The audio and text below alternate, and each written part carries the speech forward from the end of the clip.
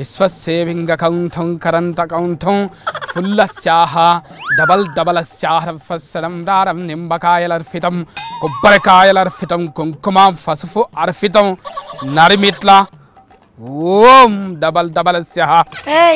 ఎవరులా మంత్రాలు చదువుతుందాడా? ఓం 500 లోట్లకు 2000 లోట్లు 2000 లోట్లకి గంఫ నిండా కావాలి. షేవింగ్ కరెంటు నిండిపోవాలి. పిల్లలు పెట్టాలన్నీ. ఏంటి నోట్ల కొత్త నోట్ల? అదేమన్నా కోడి పెట్టినారా పిల్లలు పెట్టనీకి? సాఫిత్రి బాలిక సత్తిగాడి అద్దమ రాత్రి కల్లా కోటీశ్వరయ్య అవుతున్నాడు. నడిమిట్ల పూజన ఆగం చేయకు నువ్వు. ఏందిరా వచ్చేది? చెట్టు మీద చింతకాయ కూడా రాలేదు నీ మంత్రాలకు నువ్వు పిలుస్తే.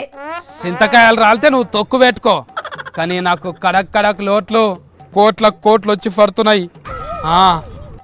ఆసన వస్తుంది. నీ బొందొస్తాయి, నీ బొంద, నీ కట్టుకథలు గారడిద్దలు బంద్ పెట్టి పనేందో చెప్పు. ఎప్పటికీ బీడి బికారు గాలేకనే ఉండాలనా? నారాయణ సేట్తాను తెచ్చిన అప్పు ఎట్లా కట్టాలి?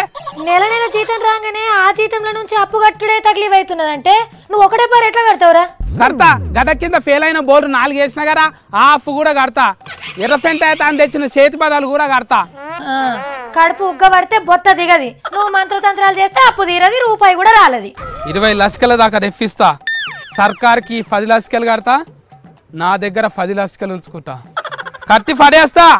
అమ్మా, నీకు 20 లక్షలు వస్తే అందులో సర్కార్కి 10 లక్షలు కడతావా? ఓర్ని వేషాలు. 20 లక్షలు ఏమన్నా నేను చెమటది సంపాదిస్తున్నానా? మంత్ర పైసలే కదా, నల్ల పైకం కాబట్టి సర్కార్కి సగం కడతా. నా దగ్గర సగం ఉంచుకుంటా. పూజలు చేస్తే పైసలు చూడు, అప్పు తీరుడేందిరా? ఎవరు చెప్పిరు నీకు? బిత్తిరి వేషాలయ్యా గిడ.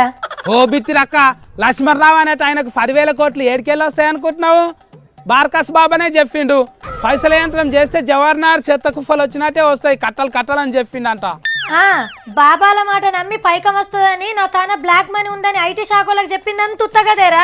ఆయనకు 3 లారీల నిండా పైసలు కట్టలు వస్తున్నాయంట. అయినా ఎంత తంత్రం ఇస్తే కోటీశ్వర్లు ఎట్లయితారా? వాళ్ళు అట్లా చెప్తే ఎట్లా నమ్ముతారో ఏమో. ఉత్తగానే చెప్తే నమ్మనీకి లక్ష్మణరావు ఏమన్నా ఎలిముద్ర వేసేటోడు అనుకుంటున్నావా? పెద్ద చదువులు చదివి పెద్ద కొలువులు చేసిండు ఆయన. ఊకేనే నమ్ముతాడా? ఏమోరా సత్తి, ఆ బాబా ఏదో కట్టుకథ చెప్పి మోతెవరిని నమ్మిస్తే ఈయన ఐటీ శాఖలకు ఇంకో కట్టుకథ చెప్పి వాళ్ళని నమ్మించిండు. అక్క ఒక్కటే నాళ్ళ కోటీశ్వర అయ్యాలి అవుతారు అంటే ఎవరు నమ్మరక్క? చదువుకోనోళ్ళు ఏంది? అట్లా రాత్రికి రాత్రి ఎట్లయితారా? బాబా అనే చెప్పిండో లేకుంటే ఐటీ శాఖలను పక్కదారి పట్టిస్తున్నాడో తెలియదు. అయినా అన్నిగానం పైసలు వస్తున్నాయంటే ఆ బాబానే తీసుకుంటాడు కానీ మందికి చెప్తాడారా? బాబాలకు పెయి మీద బట్టలు తప్ప ఆస్తులు ఏముండయక్క. అలా పవర్ తోనే పబ్లిక్ పైసలు వస్తాయి, ఇట్లా దీవెనార్తులు ఇస్తారు, ఇట్లా పైసలు వస్తూనే ఉంటాయి. ఇక ఒరే సత్తిగా, ఏటీఎంలలో బ్యాంకులలో పైసలు లేక కష్టపడుతున్నారా జనం? నిజంగా వాళ్ళకన్ని మహిమలు ఉంటే అందులో నింపు అనరా? వాళ్ళకి పవర్ ఉంటే అందులో నింపుమను. అదంతా ఉత్తకథ, అవన్నీ నమ్మద్దు. అట్లనా అక్క? నేను ఉత్తగనన్నా నమ్మినా పొద్దుగాల సంది సకలం ముక్కలం పెట్టుకున్న కాళ్ళు తిమ్మిళ్ళు వాటిని డబుల్ అయితే అంట అని ఉత్తకథనేనా?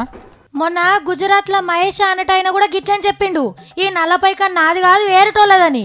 అయినా లక్ష్మణరావు కట్టుకథలు చెప్తే ఐటీ శాఖలు ఎట్లా నమ్మినరో ఏమో. ఇంకో నయమా అక్క, నువ్వు వచ్చి చెప్పేపటికే నయమైంది. లేకుంటే యజ్ఞం లేక మంట పెట్టి అనలేతాం అనుకున్నా, బూడిదైపోతుండే పైసలని. అమ్మో, ఎవరి వాళ్ళకి ఇచ్చాలి పైసలు అడుకొచ్చుకున్నా. లింబకాయలు ఏం చేయాలి? పులిగోర విసుక్కోవచ్చు.